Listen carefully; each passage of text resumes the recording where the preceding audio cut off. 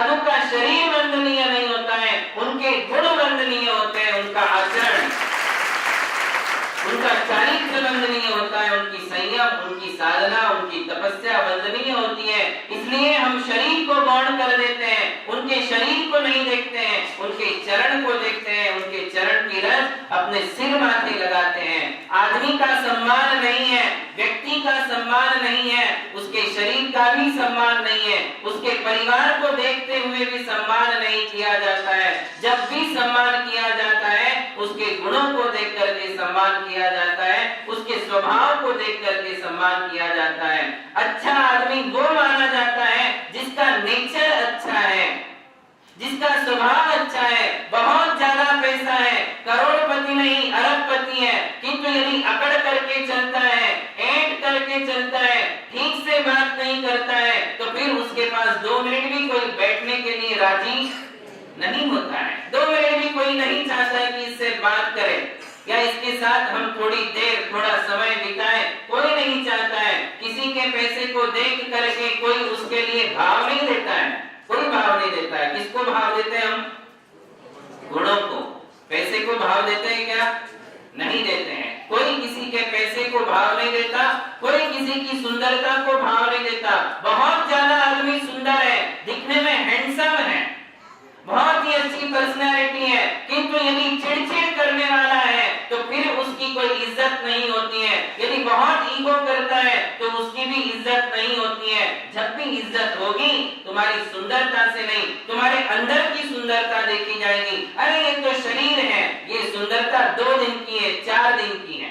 ओस बूंद जो गले धूप में बा अंजुलि पानी, छीन छीन यौवन छीन होते हैं क्या समझे प्राणी।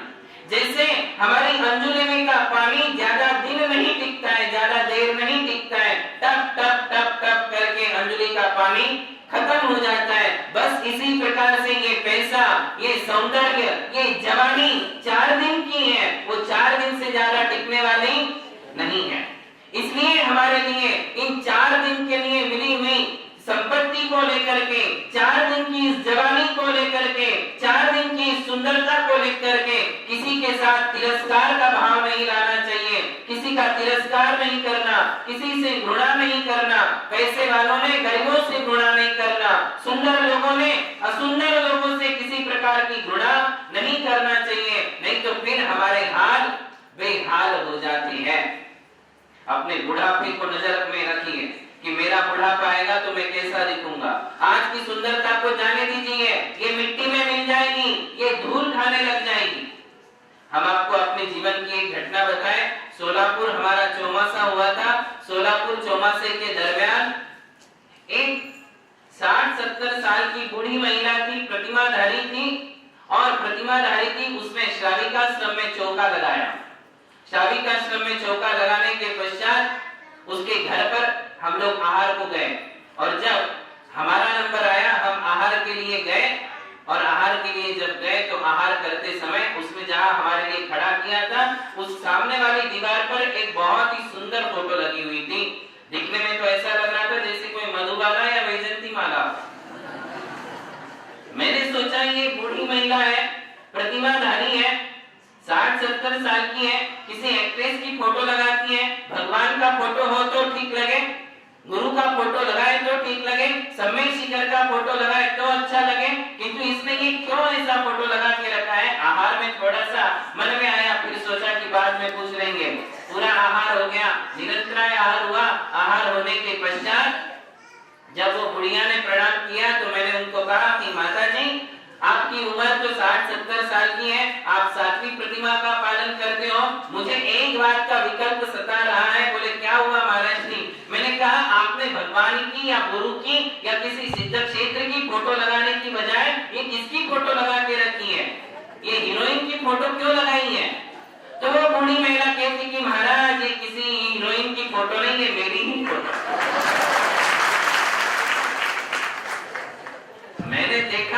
मैंने देखा तो आप तो इस फोटो के साथ कहीं भी मैच नहीं खाते हो, कहीं मैच नहीं खाते हो। तो उसने फिर मैंने कहा कि आपने लगाई क्यों है। बोले महाराज मैं इसलिए लगाती हूँ और देखती हूँ प्रतिदिन, मुझे मेरी जवानी, मेरी सुंदरता का कभी घमंड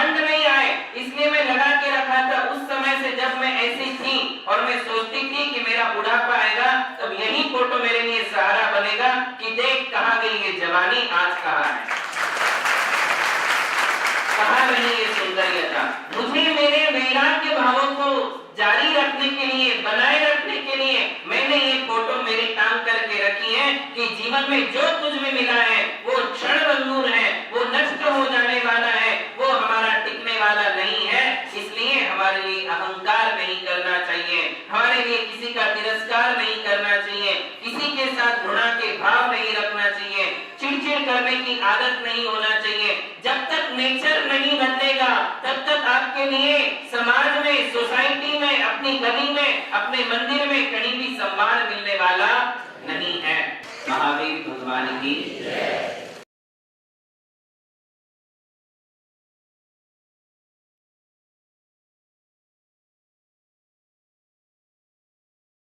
आज से हम देव दर्शन विधि प्रारंभ करेंगे।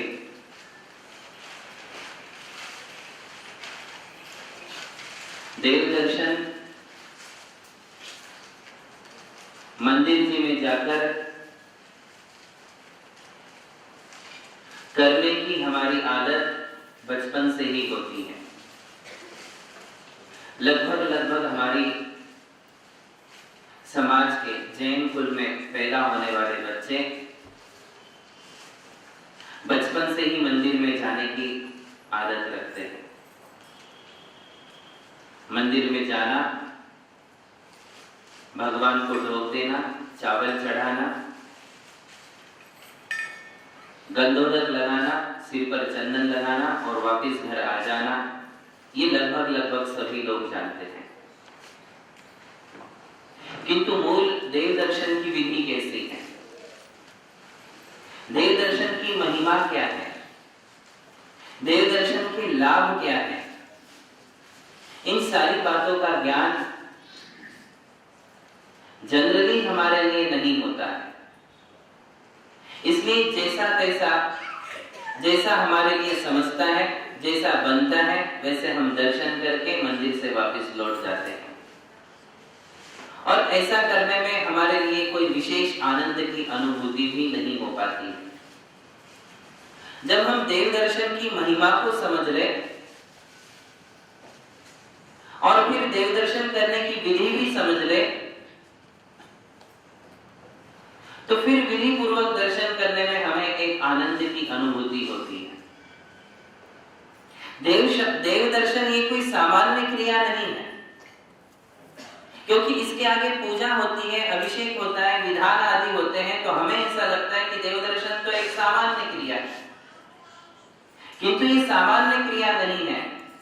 एक जगह आचार्य ने उल्लेख किया है, श्री लीला यतनम मही कुलग्रहम कीर्ति प्रमोदास्पदम वाग्देवी रतिकेतनम जयरमा क्रीड़ा निधानम महत् सस्यात् सर्व महोत्सवैक भवनम यह प्रार्थितार्थ प्रदम प्रातः पश्यति कल्पपादपदल छायम जिनांघ्रिद्वयम्। इसमें संपूर्ण वर्णन कर दिया कि देव दर्शन से हमें क्या लाभ है। तो कहते हैं कि प्रातः पश्यति, जो सुबह उठकर पद्म पादपदलम, कल्प वृक्ष के समान जिनेंद्र भगवान के चरण कमलों का दर्शन करता है। कल्प वृक्ष कैसे होता है आपको पता है? ये भोगभूमि की व्यवस्था है। वहां कल्प वृक्ष सामने जाते ही जो मन में चिंतन करो वैसा फल प्रदान करते हैं। तो यहाँ कहते हैं कि भगवान के चरण कमल भी एक कल्प वृक्ष के समान ही, कल्प पादपदल, कल्प वृक्ष के समान है। और उनके सुबह उठकर दर्शन करने से क्या लाभ होता है? तो कहते हैं श्री लीला यतनम, हमारे घरों में लक्ष्मी का निवास होता है, लक्ष्मी क्रीड़ा करती है। श्री लीला यतनम, आयतनम यानी हमारा घर, लक्ष्मी का निवास बनता है, क्योंकि जिनेंद्र भगवान के चरण कमल साक्षात लक्ष्मी के चरण है। भगवान ही साक्षात लक्ष्मी है, भगवान ही साक्षात सरस्वती का एक अवतार है, क्योंकि लक्ष्मी और सरस्वती आई कहां से? ये आत्मा की संपत्ति है जिसे हम लक्ष्मी कह देते हैं। और भगवान की दिव्य ध्वनि है जिसे हम सरस्वती कहते हैं। तो साक्षात जिनके हम दर्शन कर रहे हैं वे लक्ष्मी और सरस्वती के अवतार ही हैं। इसलिए जो प्रातः काल में उठते ही भगवान के दर्शन करते हैं उनके घरों में लक्ष्मी क्रीड़ा करती हैं। श्री लीला यतनम मही कुलग्रहम, बोले उनके कुल में जो है निरंतर उत्सव होते रहते हैं। कीर्ति प्रमोदास्पदम, उस परिवार का या उस व्यक्ति का यश चारों ओर फैलता है, उसका अच्छा नाम होता है। वाग्देवी रति केतनम, वाग्देवी यानी सरस्वती उसके जिह्वा पर निवास करने लग जाती है, उसके लिए वाक चातुर्य आ जाता है, उसकी स्मरण शक्ति बढ़ने लग जाती है, उसकी बौद्धिक क्षमता, उसका बौद्धिक स्तर ऊपर ऊपर उठने लग जाता है। किसका? जो प्रातः काल सुबह सुबह उठकर जिनेंद्र भगवान के दर्शन करता है। वाग्देवी रतिकेतनम जय रमा क्रीड़ा निधानम महत्, बोले उसको हर कार्य में विजय प्राप्त होती है। जय रमा क्रीड़ा निधानम महत्, कहीं भी वो असफल नहीं होता है, हर कार्य में उसके लिए सक्सेस मिलता है। और आगे कहते हैं सस्यात् सर्व महोत्सवैक भवनम यह प्रार्थितार्थ प्रदम। कितनी बढ़िया बात कह रही है। बोले जितने भी महोत्सव इस संसार में होते हैं ये सारे महोत्सव उसके लिए प्राप्त होते हैं, वो महोत्सवों का प्राप्त होता है, उसके महोत्सव होने लग जाते हैं। जैसे हम भगवान का महोत्सव करते हैं, जैसे हम भगवान की पूजा करते हैं, भगवान का विधान करते हैं, भगवान का अभिषेक करते हैं, भगवान का गुणगान करते हैं, वैसे ही वो भी एक दिन इन महोत्सवों को प्राप्त होता है, वह आत्मा भी पूजनीय हो जाती है।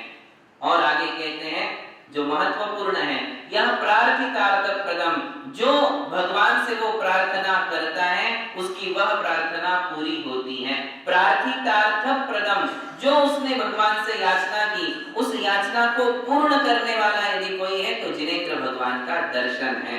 प्रार्थितार्थ प्रदम, प्रार्थित यानी जो मांगा गया है, अर्थ यानी जो चीज जो आपके मन में है, जो आपने भावना रखी है कि अंत में भगवान के दर्शन करने के बाद जो आप भावना करते हो कि मेरे लिए क्या प्राप्त हो, यदि वो आप भगवान से मांगते हो तो वो आपके लिए सुनिश्चित मिलेगा ही मिलेगा।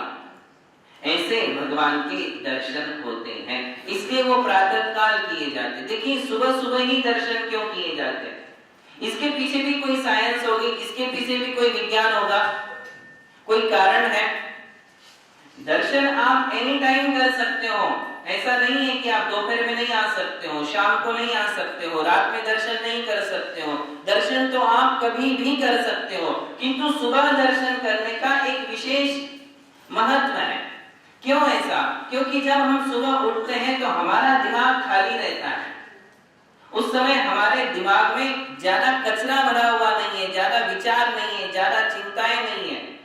क्योंकि दिन भर जब आप ऑफिस में जाते हो, व्यापार के लिए जाते हो, मार्केट जाते हो, दिन भर जो क्रियाकलाप होते हैं वो हमारे दिमाग में सब भरे हुए होते हैं। वो लेकर के यदि आप मंदिर भी जाओगे तो वहां आपका मन लगने वाला नहीं है, वहां आपका मन नहीं लगेगा।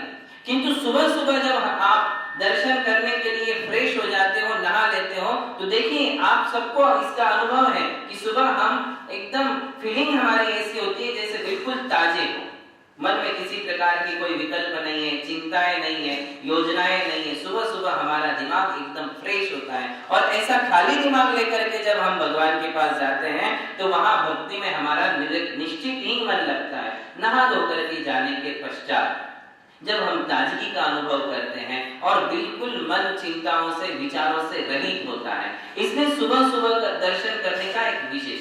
फिर हमारे दिन का प्रारंभ भी तो सुबह से होता है, और हम दिन का प्रारंभ यदि भगवान के दर्शन से करेंगे तो दिन भर जो कुछ भी होने वाला है वो हमारे पक्ष में रहेगा, वो काम हमारे पक्ष में रहेगा, वो व्यापार हमारे पक्ष में रहेगा। हमारे दिन भर में भगवान के दर्शन से हमने यदि दिनचर्या का प्रारंभ किया है तो अवश्य उसका प्रभाव हमारी दिनचर्या पर होगा, दिन भर उसका असर रहेगा।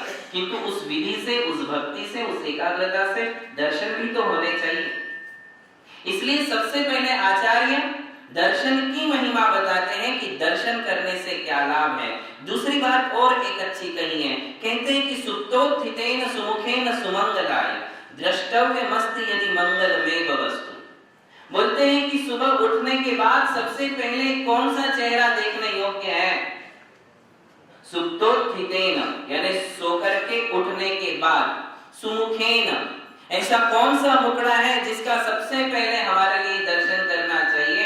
तो वो कहते हैं सुप्तोत्थितेन सुमुखेन सुमंगलाय द्रष्टव्यमस्त यदि मंगलमेव वस्तु। बोले यदि संसार में सबसे मंगलमय यदि कोई मुखड़ा है तो वो कौन है? तो त्रैलोक्यनाथ।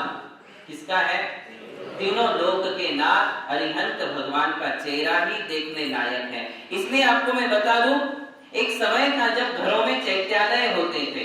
आज भी कई घरों में चैत्यालय होते थे, क्योंकि हम मंदिर में सीधे उठ करके जा नहीं सकते। मंदिर हमारे घर से बहुत दूर भी होते हैं। तो पहले ग्रह परंपरा, ग्रह चैत्यालयों की परंपरा थी कि सुबह उठते ही सबसे पहले हम भगवान के दर्शन कर ले। थोड़ा थोड़ा सभी लोग आगे आ जाए।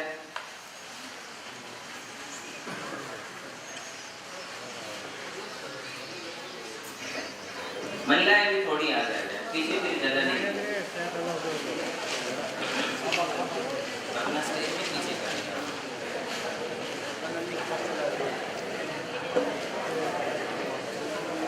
आ रहे हैं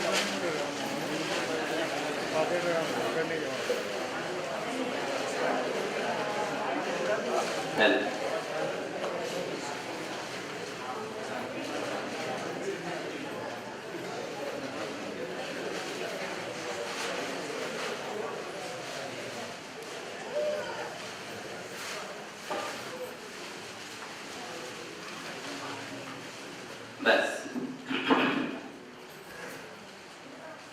तो मैं कह रहा था कि पहले ग्रह चैत्यालयों की परंपरा थी, घर घर में चैत्यालय थे। आप लोगों को भी पता होगा, आपके पूर्वज पहले घरों में चैत्यालय रखते थे। वो क्यों रखते थे?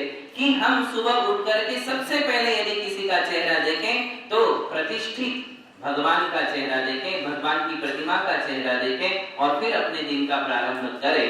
इस कारण से पहले भी ग्रह चैत्यालयों की परंपरा थी और आज भी मुंबई में कई घरों में चैत्यालय हैं जो आज भी भगवान का दर्शन करके ही अपनी दिनचर्या का प्रारंभ करते हैं। तो क्यों ऐसा?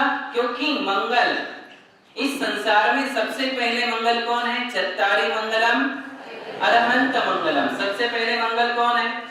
बाकी सारे मंगल बाद में।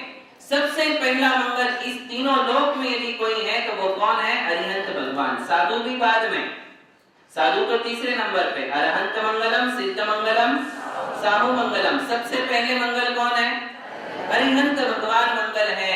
तो मेरे लिए सुबह उठते ही मेरी बीवी का चेहरा नहीं देखना है, मेरे पति का चेहरा नहीं देखना है, बच्चों का चेहरा नहीं देखना है, पहले किसका देखना है? तो लोगों को आदत होती है अपने कमरे में से उठकर गए और चैत्यालय में जाकर के सबसे पहले बाहर से ही चैत्यालय में हाथ जोड़ते थे, भगवान का दर्शन करते थे, फिर नहा धो करके भगवान का अभिषेक पूजन आदि आदि किया करते थे। क्यों? क्योंकि भगवान मंगल है। और मंगल किसे कहते हैं? जो हमारे पापों का नाश करते हैं और हमारे लिए पुण्य प्रदान करते हैं, जो हमारे अंतःकरण में छुपा हुआ अंधकार दूर करते हैं और हमारे लिए प्रकाश देते हैं, उन्हें मंगल कहते हैं। जिनके दर्शन से विघ्न आपदाएं अपने आप दूर हो जाती हैं। भगवान मंगल है और मंगल का अर्थ है कि जिनके दर्शन से जो विघ्न है, समस्याएं हैं, वो सारी आपदाएं अपने आप दूर हो जाती हैं और मेरे जीवन में मंगल ही मंगल होता है, अच्छा ही होता है, कुशल होता है, क्षेम होता है। इसलिए भगवान के दर्शन को मंगल माना गया है, ये प्रथम मंगल है। तो ऐसे ये भगवान के दर्शन है, कैसे करना चाहिए ये सबसे मूल बात है। जैसे ही हम नहा धो करके घर से मंदिर आते हैं तो मंदिर में आने के पश्चात हमें क्या करना है? यहाँ से देव दर्शन विधि हम प्रारंभ करते हैं। सबसे पहले जब आप मंदिर आते हो तो हमारे लिए अपने हाथ और पांव बाहर ही धो लेना चाहिए, क्योंकि हम घर से मंदिर तक आए हैं, कोई पैदल आता है, जूते चप्पल पहन करके आते हैं और अशुद्धियों से हम छू जाते हैं। इसलिए सबसे पहले मंदिर आने के बाद क्या करेंगे? अपने हाथ और पांव धो लें। और हाथ पांव धोने के पश्चात यदि हमारे लिए मानस्तंभ मिलता है तो पहले हमारे लिए मानस्तंभ के दर्शन करना चाहिए। ये आप खार निवासियों का सौभाग्य है कि आपको प्रतिदिन मानस्तंभ के दर्शन। मानस्तंभ ये अनादि निधन चैत्यालय का एक स्वरूप है। समूह शरण का स्वरूप मंदिर होता है और समूह शरण में भी सर्वप्रथम किसके दर्शन होते हैं? मानस्तंभ के। मानस्तंभ, मान यानी ये दूसरी कषाय है, क्रोध मान। मान शब्द का अर्थ है हमारा घमंड, हमारा अहंकार, हमारा गर्व। स्तंभ यानी उस अहंकार को जो तोड़ देता है, जिसके दर्शन से हमारा अहंकार टूट जाता है, उसे कहते हैं मानस्तंभ। बात समझ में आई? मानस्तंभ जो होता है वो स्तंभ के आकार में खड़ा किया जाता है और उस पर मूलनायक प्रतिमाएं ही रखी जाती हैं। तीर्थंकर भगवान की चार दिशा में चार प्रतिमाएं होती है और उसके दर्शन करने से व्यक्ति का अहंकार टूटता है, टूटना चाहिए, टूटता है और टूटना चाहिए। अहंकार को बाहर ही छोड़कर फिर हमारे लिए मंदिर में प्रवेश करना है, अपनी सारी ईगो भूल करके। वो किसी भी बात का ईगो हो सकता है, पैसे को लेकर हो सकता है, सौंदर्य को लेकर हो सकता है, ज्ञान को लेकर के हो सकता है, अपनी किसी पोस्ट को लेकर के ईगो हो सकता है। वो ईगो छोड़कर हमें भगवान के पास जाना है। इसलिए पहले किसका दर्शन? मानस्तंभ, मेरे मान को, मेरे घमंड को दूर करने वाला मानस्तंभ, उसके दर्शन करके हमें ईगोलेस होना है। और फिर मानस्तंभ की 3 परिक्रमा पहले लगाए, हाथ जोड़ करके मानस्तंभ की 3 परिक्रमा लगाए और फिर बैठ करके एक नमस्कार मानस्तंभ को करें। नमस्कार कैसे करते हैं वो आगे हम बताएंगे। नमस्कार करने के पश्चात हम मेन डोर के पास आए, मुख्य दरवाजे के पास मंदिर के, और मुख्य दरवाजे के पास आकर फिर देहली को प्रणाम करें। आजकल देहली नहीं होती है क्या देहली? आपके घरों में से भी देहली निकल गई और मंदिरों से में भी देहली निकल गई। देहली का मतलब होता है जो चौखट होती है। अब चौखट कहाँ होती है? अब तो तिखट होती है। चौखट का मतलब लकड़ी के जो 4 साइड बनती है, 2 खड़ी और 2 ऐसी आड़ी, नीचे और ऊपर, उसे चौखट कहते हैं। आज चौखट ही नहीं है। ये चौखट क्या चीज है? देहली क्या चीज है? देहली मर्यादा का प्रतीक होता है। किसका प्रतीक है? और आज देहली नहीं है, इसलिए मर्यादाएं भी नहीं है। देहली हमारी मर्यादाओं का प्रतीक था कि देहली को जब हम उल्लंघन करके जाते हैं तो एक अपने मन में संकल्प करके जाते हैं कि मैं अपने समाज की, अपने परिवार की, मेरे धर्म की मर्यादाओं का उल्लंघन बाहर जाकर के नहीं करूंगा। उसका एक प्रतीक था ये देहली। किंतु आज देहली नहीं है, इसलिए धर्म की मर्यादाएं भी आदमी के पास नहीं है, परिवार का डर नहीं है, समाज का डर नहीं है, बड़े बुजुर्गों का डर नहीं है और वो अनर्गल प्रवृत्ति करने लगा है। फिर ये विषय अलग है, अपनी बात अलग है। मंदिर में भी ये देहली होती है, वो देहली मंदिर में होना ही चाहिए। और फिर उस देहली को हम सबसे पहले प्रणाम करें। देखिए, मंदिर नवदेवताओं में से एक देवता है, महावीर भगवान की।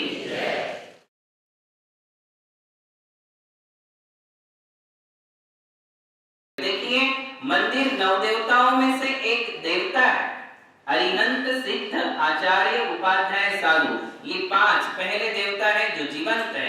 और उसके बाद है जिन धर्म, जिन आगम, जिन चैत्य और जिन चैत्यालय। ऐसे 9 देवता आप लोगों ने विधान में प्रतिदिन पूजा की है, 9 देवता की पूजा।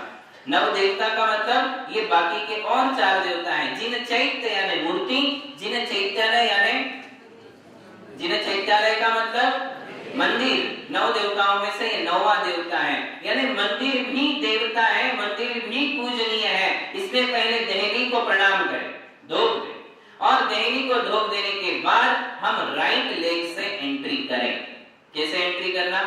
हम लोगों का ध्यान नहीं रहता है। एक तो अब वो देहली नहीं होने के कारण भी ध्यान नहीं रहता है कि आप किसको लांग करके जा रहे हो, लांगने का काम ही नहीं पड़ता है।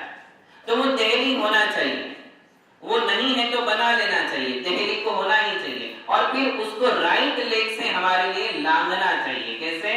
राइट लेग से। क्यों लांघना चाहिए? इसके पीछे क्या विज्ञान है ये मैं नहीं कह सकता हूं, किंतु ये परंपरा है। धर्म के कार्य राइट हैंड से ही किए जाते हैं, और जब भी हम मंदिर में एंट्री करते हैं तो वो कैसे करते हैं? राइट लेग से ही करते हैं। चाहे कितना भी नास्तिक आदमी हो, जो इन सब बातों में विश्वास नहीं करता हो, किंतु जब उसकी खुद की शादी होती है और शादी करके जब वो घर में एंट्री करता है तो कैसे करेगा? नास्तिक होगा और उसको बोलो लेफ्ट लेग से करो, बाएं पांव से कर लो, नहीं करेगा, डर जाएगा।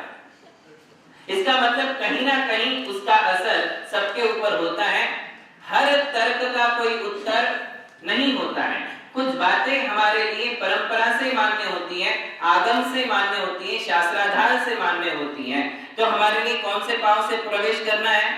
दाहिने पांव से। दाहिने पांव से प्रवेश करते समय हम बोलेंगे ओम जय जय जय। बोलिए ओम जय जय जय। निस्सही निस्सही निस्सही।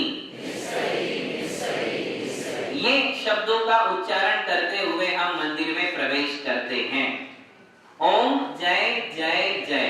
ओम, ओम का अर्थ है पांचों परमेष्टि। ये ओम शब्द पांचों परमेष्टियों से बना है। कैसे? देखो, पहले परमेष्टि कौन से है? अरिहंत, उनका अ। फिर दूसरे परमेष्टि कौन से है?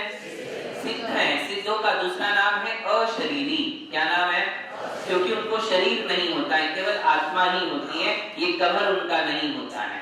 तो अशरीरी होने से उनका एक अ। फिर तीसरे परमेष्टि, इतने धीरे से क्यों बोलते हैं? फिर आचार्य का आ ले लेंगे और उपाध्याय का उ लेंगे, और साधुओं का जो है दूसरा नाम है मुनि। क्या नाम है? तो मुनि का पहला म ले लेंगे आधा करके। ठीक है। अब इन पांचों को यदि जोड़ देंगे, अरिहंत, अशरीरी, आचार्य, उपाध्याय और मुनि, इनका पहला अक्षर यदि हम जोड़ते हैं अ प्लस आ प्लस उ प्लस म, इन पांचों को जोड़ देते तो बनता है ओम। क्या बनता है? ओम में पांचों परमेष्टि हैं, इसलिए हम बोलते हैं ओम जय जय जय। जय का मतलब क्या हुआ? पांचों परमेष्टियों की जय हो, जय हो, जय। यानी जय हो, जयवंत रहे, तीनों लोक में इनका डंका बजता रहे, इनका नाम चलता रहे, इनकी जयकार होती रहे, और मेरे मुख से भी इनकी जयकार होती रहे। तो ओम जय जय जय। अब आता है निस्सही निस्सही निस्सही। निस्सही शब्द एक ऐसा शब्द है जो मतलब प्राकृत भाषा का शब्द है, एक ऐसा कोड वर्ड है। ये समझ लीजिए कि एक कोड वर्ड है जो हमें नहीं पता, किंतु वो भाषा देव लोग समझते हैं। कौन समझते हैं? कहते हैं कि मंदिरों में जो अधिक प्राचीन मंदिर होते हैं, या मतलब शास्त्र के अनुसार जिन मंदिरों की पंचकल्याणक विधि वगैरह हुई है, ठीक रूप से जिस मूर्ति का और मंदिर का पंचकल्याणक होता है, वहां अतिशय होता ही है, चाहे नया हो चाहे प्राचीन हो, और वहां आपके अलावा देवगण भी दर्शन करने के लिए आते हैं, क्योंकि देव लोग स्वभाव से ही भ्रमण करने वाले होते हैं, और वो मध्यलोक में, ढाईद्वीप में जहां जहां भी कृत्रिम और अकृत्रिम चैत्यालय मंदिर होते हैं, वहां जाकर के वे भगवान के दर्शन करते हैं। एक देव असंख्यात क्रिया बना सकता है, तो वो सब जगह जा सकता है। तो हमारे मंदिर भी यदि वो मूल आमनाय से प्रतिष्ठित है, सूर्य मंत्र उस पर बराबर हुए हैं, सारी प्रक्रियाएं बिल्कुल विधि पूर्वक हुई है, तो उस मंदिर का यह अतिशय होता है कि वहां अदृश्य रूप से देवलोग भी दर्शन करते हैं। तो वो जो अदृश्य रूप से देवतागण दर्शन कर रहे हैं, उनसे हमने एक रिक्वेस्ट की है, या उनको एक सूचना दी है कि निस्सही निस्सही निस्सही, हम भी दर्शन करने के लिए आए हैं, आपके लिए कोई व्यवधान ना हो और हमारे भी दर्शन हो जाए। ये कोड वर्ड है, जो भाषा वो देवलोग समझ जाते हैं, उनके लिए हमने ये उच्चारण किया। क्या कहा?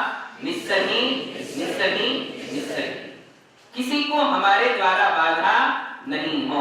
देखो, हम अदृश्य जो देव हैं उनके लिए तो ये सोचते हैं, और जो दृश्य लोग हैं उनको बाधा पहुंचाते हैं, है कि नहीं? बात समझ रहे हैं मैं क्या कहना चाह रहा हूं? जो अदृश्य देवगण हैं उनके लिए तो हम निस्सही का प्रयोग करते हुए कहते हैं कि उनको मेरे दर्शन से, मेरी भक्ति से, मेरे अभिषेक से, मेरी पूजा से कोई बाधा ना हो। और जो दृश्य है, जो 8, 10, 15, 20 लोग हैं, उनको ही हमारे द्वारा बाधा होती होगी, तो कैसे चलेगा? मतलब किसी के द्वारा मुझे बाधा ना हो और मेरे द्वारा किसी को बाधा ना हो। सब लोग अपने आए, दर्शन करें, पूजा भक्ति करें और मैं भी आकर के भगवान की पूजा और भक्ति करता हूँ। किसी को मेरा डिस्टरबेंस ना हो और सबका दर्शन निर्विघ्न रूप से पूर्ण हो, इसलिए हमने कहा निस्सही निस्सही निस्सही। ऐसा कह करके हमने क्या की, एंट्री की मंदिर में। अब देखो क्या क्या हो गया, पिछला भूलते जाओगे और आगे का सुनते जाओगे। क्या क्या हो चुका है। सबसे पहली स्टेप, हमने भगवान के मंदिर के बाहर अपने हाथ और पांव धो लिए। फिर हमने मानस स्तंभ की 3 परिक्रमा लगा करके एक बार उसे नमस्कार किया। फिर हम मेन डोर के पास आए, देहली को हमने धोक दी, देहली को प्रणाम किया और प्रणाम करके राइट लेग से हमने मंदिर में एंट्री की। एंट्री करते समय हमने कहा ओम जय जय जय निस्सही निस्सही निस्सही। किसी किसी मंदिर में मुख्य दरवाजे के बाहर घंटा होता है और किसी मंदिर में मुख्य दरवाजे के अंदर घंटा होता है। तो बाहर यदि है तो बाहर 3 बार हम पहले घंटा बजाएंगे और अंदर है तो एंट्री करने के बाद हम 3 बार घंटा वादन करेंगे। कितनी बार? 3 बार घंटा बजाई जाएगी। ये घंटा क्या चीज है? तो देखिए समूह शरण में कहते हैं कि 12.5 करोड़ प्रकार के बाजे बजते हैं। कितने? 12.5 करोड़ प्रकार के 12.5 करोड़ बाजे बजते हैं आकाश में। जब भगवान समूह शरण में विराजमान होते हैं तो देवगणों के द्वारा, देव ही बजाएंगे, देव दुंदुभी जिसे हम कहते हैं, तो वो कितने बाजे बजाते हैं? 12.5 करोड़। अब इतने बाजे तो अपने मंदिर में आ नहीं सकते, तो उन 12.5 करोड़ का प्रतिनिधित्व एक घंटा करता है। किसका? उन 12.5 करोड़ बाजों में से हमने घंटा चुन लिया, एक बाजा ले लिया उसमें से और एक बाजे को बजा करके हम कल्पना करते कि देवों ने 12.5 करोड़ बजाए तो हम ये घंटा बजा करके क्यों बजाई जाती है? ये भगवान ने जो केवल ज्ञान प्राप्त किया है, भगवान ने जो अरिहंत अवस्था प्राप्त की है, वो अरिहंत अवस्था से हम प्रभावित हैं, हमें बहुत खुशी है, हम बहुत प्रसन्न हैं। जब हम लोग बहुत खुश होते हैं तो क्या करते हैं? म्यूजिक स्टार्ट कर देते हैं घर में, करते कि नहीं? बहुत ज्यादा खुश होते हैं तो हम चले जाते हैं ऐसी जगह जहाँ म्यूजिक चलता है, डांस चलता है, वहां जाकर के हम भी उनमें एंजॉय करने लग जाते हैं क्योंकि मन में खुशी है। टेंशन होगा तो म्यूजिक याद आएगा। जब बहुत ज्यादा टेंशन मन में होता है तब हमारे म्यूजिक, बाजे, गाना, नाचना ये सब याद नहीं आता है, किंतु बहुत ज्यादा खुशी है। बच्चा यदि जन्मा है या बर्थडे है या एनिवर्सरी है या आपकी क्या आती है और जो भी मतलब अच्छे अच्छे दिन आते हैं जो आपसे फैमिली से रिलेशन रखते हैं, उस दिन आप बड़े खुश होते हो और उस दिन यदि घर में है तो, नहीं तो बाहर जाकर के हम म्यूजिक से अपने आप को एंजॉय करते हैं। मतलब जब खुश होते हैं तब हम ध्वनि के पास जाते हैं, नृत्य और गान करते हैं। बस इसी प्रकार से भगवान ने अरिहंत पद प्राप्त किया है, केवल ज्ञान प्राप्त किया है और इस बात की खुशी मुझे बहुत ज्यादा है। देवगण बहुत प्रसन्न होते हैं, खुश होते हैं और उस खुशी में, उस भक्ति में वो 12.5 करोड़ बाजे बजाते हैं। हम भी वही भक्ति लेकर के आए और पहले ही हमने कहा कि ओम जय जय जय, पांचों परमेश्वरी की जय हो जय हो जय हो। और इसी भक्ति के आवेश में हम कितनी बार घंटा बजाते हैं? 3 बार। घंटे की ध्वनि भी एक ऐसी ध्वनि है जो हमारी चिंताओं को दूर कर देती है। घंटे की ध्वनि मंगलमय मानी जाती है।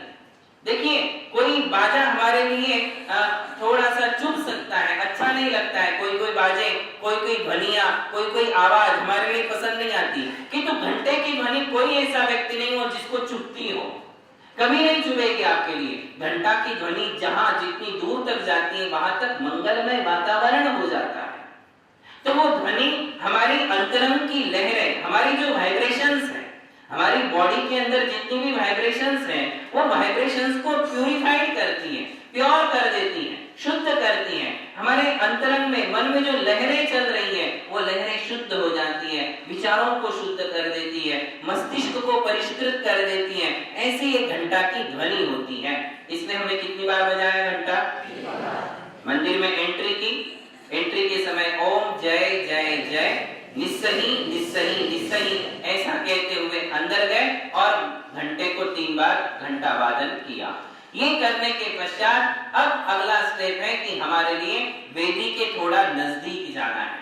जो भगवान की मूल वेदी है या गर्भालय है, उसके नजदीक नजदीक अपने को जाना है। हाथ जोड़ते हुए आप आगे जाओगे। अब आगे जाने के बाद क्या करना है, तो पुरुष वर्ग जो है, देखिए ये बात बड़ी महत्वपूर्ण है, पुरुष जो है वो भगवान के राइट हैंड साइड जाएंगे और महिलाएं जो है वो भगवान के लेफ्ट हैंड साइड जाएंगे। आगे आते हुए महिलाएं भगवान के बाएं हाथ की ओर और पुरुष भगवान के बिल्कुल सेम सिचुएशन जो आज यहाँ आप लोग बैठे हो। पहले उल्टा बैठते थे, अब सीधे हो गए सब। तो भगवान के लेफ्ट हैंड साइड जाएंगे महिलाएं और दाएं हाथ की ओर कौन आएंगे, पुरुष। पुरुष आकर के वहां खड़े होंगे। ऐसा क्यों? क्योंकि ऐसा भी एक पारंपरिक है या शास्त्राधार से ऐसा है। आप देख लीजिए अकृत्रिम चैत्यालयों का वर्णन जहां आता है अकृत्रिम शास्त्रों में, तो अकृत्रिम चैत्यालय में कहते हैं कि भगवान के यक्ष और यक्षिणी का स्थान कहाँ है, तो कहते हैं श्रीदेवी, श्रुतदेवी, सवर्ण, सनत कुमार, जखाणम। ऐसा त्रिलोकसार और तिलोयपंडिती नाम के ग्रंथ में दोनों में एक गाथा मिलती है कि भगवान के लेफ्ट हैंड साइड में श्री देवी और श्रुत देवी इन दो यक्षिणियों की मूर्तियां होती हैं और राइट हैंड साइड में सर्वार्ण और सनत कुमार इन दो यक्षों की मूर्ति होती है। ऐसा वर्णन कौन से ग्रंथ में है? तिलोयपंडिती, जो आज से 2000 वर्ष पूर्व लिखा गया है। तो यक्षिणी का स्थान भी भगवान के कौन से साइड में है? राइट में, लेफ्ट साइड में है। और यक्ष कौन से साइड में है? राइट साइड में। ये एक मतलब अनादि निधन व्यवस्था है। बस इसी व्यवस्था को हम फॉलो करते हैं और हम भगवान के राइट हैंड साइड में चले जाते हैं पुरुष और लेफ्ट हैंड साइड में चली जाती है महिलाएं।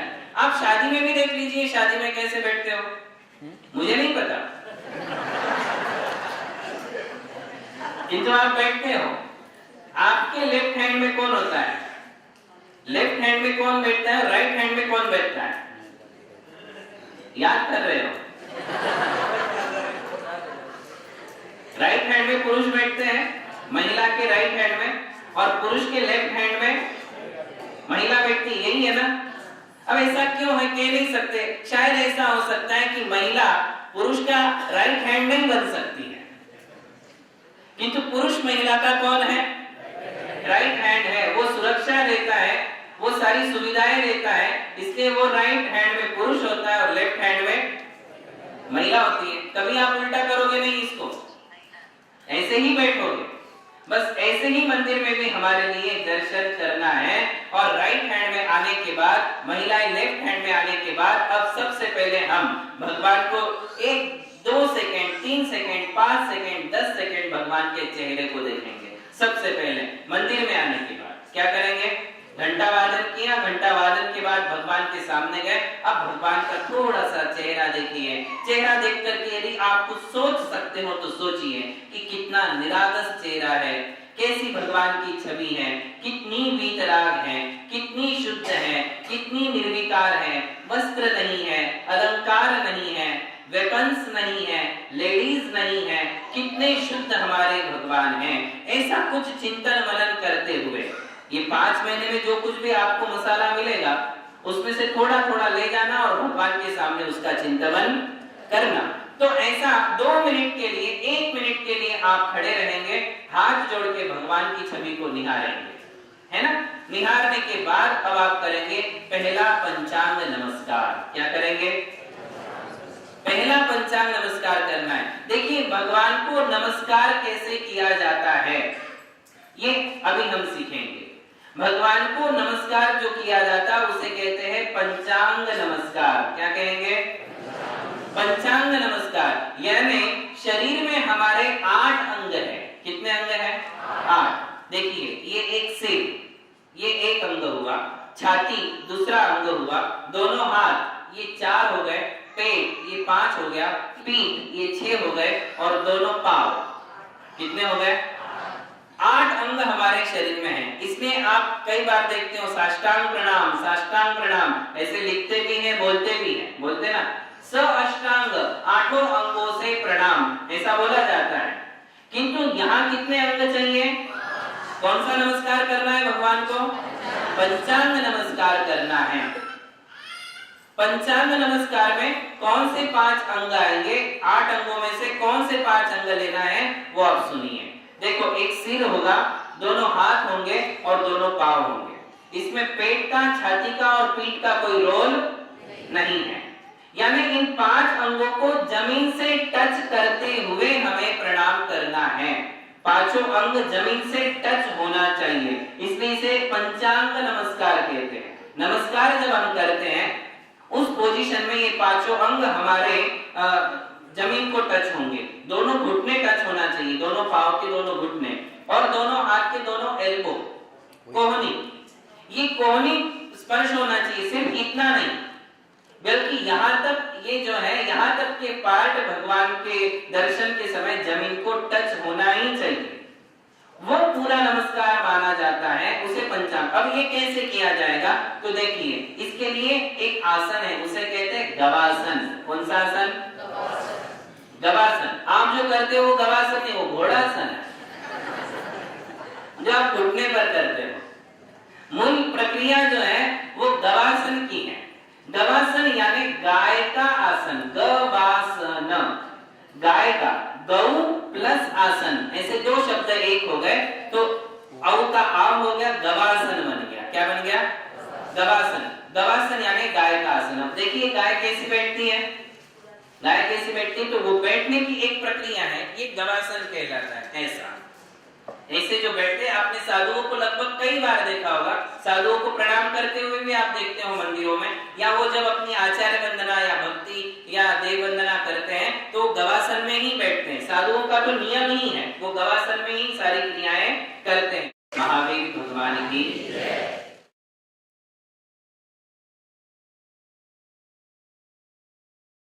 तो आपको भी वो नमस्कार कैसे करना है, गवासन में। अब इसमें दोनों घुटने टिक जाएंगे, दोनों पैर के घुटने जो हैं जमीन को टच किया जाएगा, तो दो तो चिपक गए। तो ये गवासन में बैठने के बाद, और गवासन में ये जो पांव है राइट हैंड साइड को ही निकलना चाहिए, उल्टा नहीं। कई लोग लेफ्ट हैंड साइड में अपने दोनों पांव निकालते हैं, राइट हैंड में आएंगे दोनों पांव।